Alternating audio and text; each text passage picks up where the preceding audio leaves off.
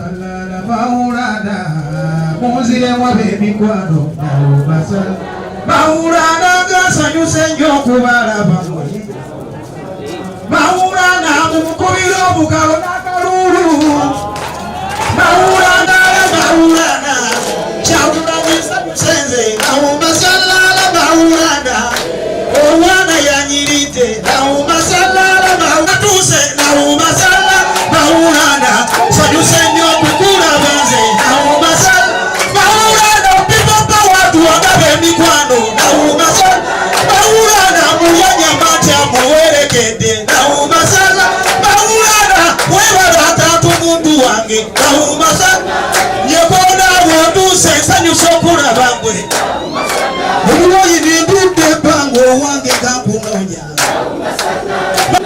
Batu Bana Yete Tufa Yogubate Musiki Maulana Nyansi Mwebale Mwe Allahumma salala Saba Nunuzi Sensanyu Senyo Kukura Banze Mbate Dio Yonga Bayimba Runa Batechi Olwale Rotu Sejara Karulwa Rapipo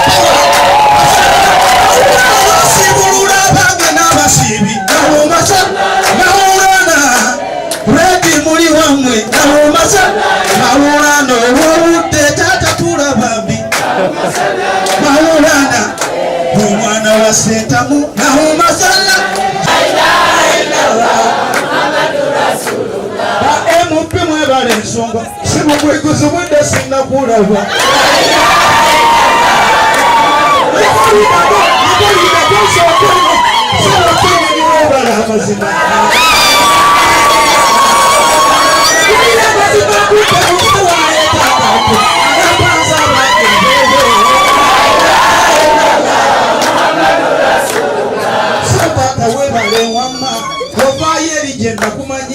يا أكرم الأكرمين ويا جواد الوجودين اللهم فانصرنا فإنك خير الناصرين وارحمنا فإنك أرحم الراحمين ونجنا من البلاء فإنك خير الحاكمين اللهم يا أكرم الأكرمين ويا جواد الوجودين اللهم إنك عفو تحب العفو فاعف عنا اللهم إنك عفو تحب العفو فاعف عنا فاجعل في هذا مقامنا آمنين سالمين مطمئنين فلا تردنا خائبين يا أكرم الأكرمين ويا جواد kyatandikira mu baganda baffe abasiraamu si mwaka gumu 2-3 egiyise ne batemulwa abamashek ne batemulwa paka kati tewali ripooti yali efulumye tebakinnyonnyolangako ekyo era ne wajjawo n'okutyanga abamu batya n'okukyogerako ne bakwata abaana b'abasiraamu ne babona mu makomera buli muntu yenna kabenga si musiraamu n'omubuuza abantu abasinga okubeera mu makomera be basiraamu kugamba gulinga omusango okubeera omusiraamu wano mu Uganda basiraamu nomale be babadde nga bakyogerako bokka bokka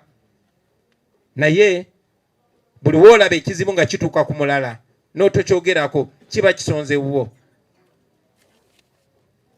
yandibadde musiraamu asuubirwa okwogera ku kunyigirizibwa kw'abasiraamu kuba oba oliawo bangi balowooza tikiri ku saidi y'abasiraamu yokka tekyakoma myaka giri egyayita nze ng'omuntu wamu ne bannange bwe twatandika okwogera ku mazima olwo ne tufuuka balabe baabo abali mu buyinza abo abalina emmundu era ng'omuntu yenna yenna okuba mukwano gwange oba okunjogerako obulungi ebizibu bwe biwe bitandikira mwalaba Sheikh Anas Kalisa yalinga musajja ali bibye naye kasita yatandika okwogera obulungi ku Kyagulanyi naye yafa bw'atyo enfa ye tebaagitunnyonnyola wakiri abalala baatugambanga nti covid naye tebaatunnyonnyola nfa ye mukadde wange mukadde waffe Sheikh Nuh Muzata olw'okufulumyanga eddoboozi ye n'ayogeranga amazima naye yafa bw'atyo paka kati tewali asobola kunnyonnyola nfa ya Sheikh Muzata ate ekyennaku ekiri ku gavumenti eno tubyogera kuba tukyalina omukka Katonda kyatuwadde omukka so tulina okukozesa buli kadde ke tulina okwogera amazima okumakinga sure nti tuleka amazima ago ga plantingiddwa kubanga abanyigiriza bannayuganda bafuba bakulwanyise mu bulamu ne mu kufa tumanyi bulungi nti Sheikh Muzata yabyogerangako era yatugamba n'atugamba naawe yekkiriranya bajja kulya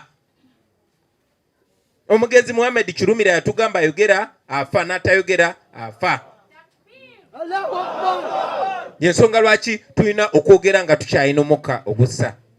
Njagala okibalaga baganda bange era namwe mufumitirize nti oluvannyuma lw'okola fe abasinga kyetukkiriza ng'okugyawo omuntu ate bafuba n'okulwanyisa memore ye, kubanga tukimanyi nti Sheikh Muzaata yalekanga zikutuba nnyingi eziri recorded.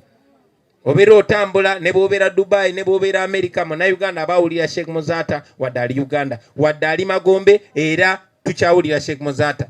Ne bafubye nnyo okulwanyisa the memory of Sheikh Muzaata. Njagala bategeeza baganda bange abasiraamu okulwanyisa memory ya Sheikh Muzaata n'okuswaza erinnya lye, eyo si mistake, eyo si nsobi. Okulengeza erinnya lye n'oddimalamu ekitiibwa newankubadde yamala dda okufa, eyo si nsobi. Bagezaako okulwanyisa obukulu bw'eddoboozi lye, kuba tumanyi nti omuntu kasita ayogera amazima ne bw'aba takyaliwo, amazima ago gasigala gakwata ku bantu abasigadde nga bakyali balamu. Ensonga lwaki tukyasoma ebigambo by'aba Malcolm X, ensonga lwaki tukyagoberera aba Martin Luther King n'ebirala ebifaanana bwe bityo. Tekyakomaawo nga bwe mbagambye, ffe abamu twali tulowooza tuli safe ne kijja ewaffe mu Bakatuliki. Gwali tegunaba kuyitawo mwezi nga nsisinkanye Bishop Kaggwa. Munajjukira nti Bishop Kaggwa ffe tuli ba Luganda kuba ffenna tuli ba Mbogo, era batukubako tiyagaasa olumu nga tugenze mu kigwa kyaffe Emugulu ewa jjajjaffe Kayira okuŋŋaana ng'ab'Embogo. Ogwo musango okubeera mu kika ekimu ne Kyagulanyi kubanga ayogera amazima.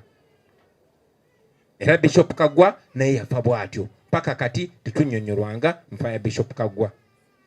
Tekyakomaawo, zaali tezinaba kuwera ssaawa 24 nga Ssaabasumba waffe Dr. Cyprian Kizito Lwanga asitudde eddoboozi lye n'abanja abaana ba Uganda abawambibwa nga tebalina musango, naye n'afa mu ngeri bw'etyo era lyakomaawo. Kati ffe abakyali abalamu kikulu nnyo tukiteeke mu bwongo bwaffe kubanga tumanyi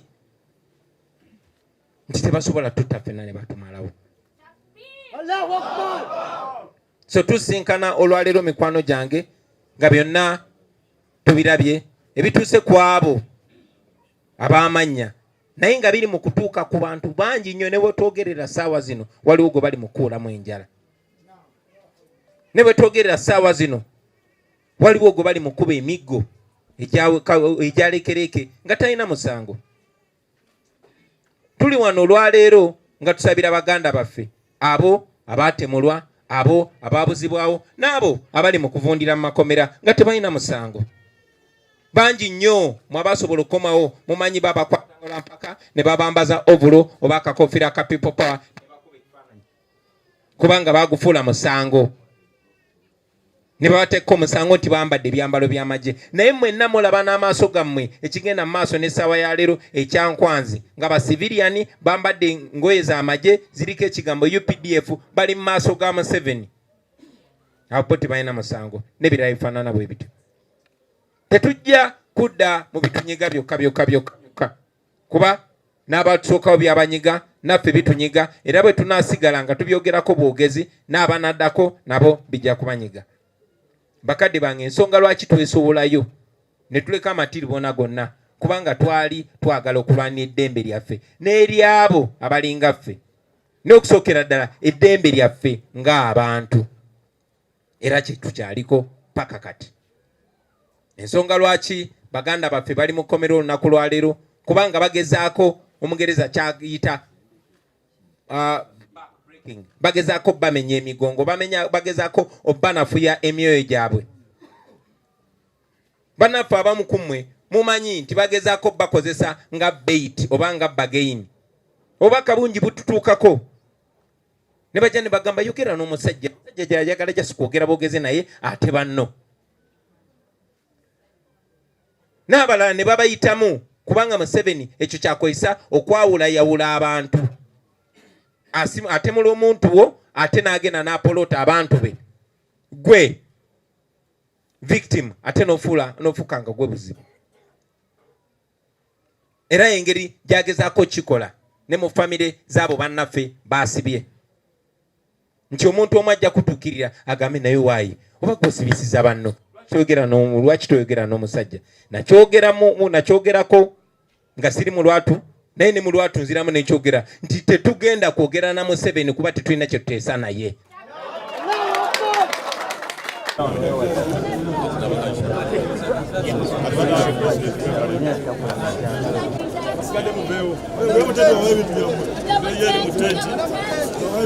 Assalamu alaikum wa rahmatullahi wa barakatuh.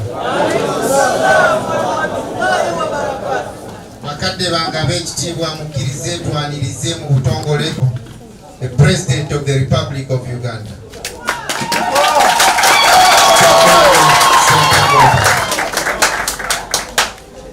Twanirize ji waffe omukulu Lubongoya, twanirize ekiramani waffe Nyanzi,